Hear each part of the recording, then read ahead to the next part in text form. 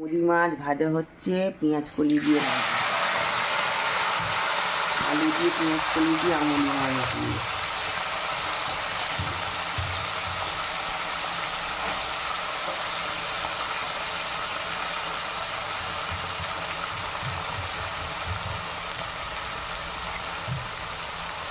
সঙ্গে আমুদি মাছ ভাজা,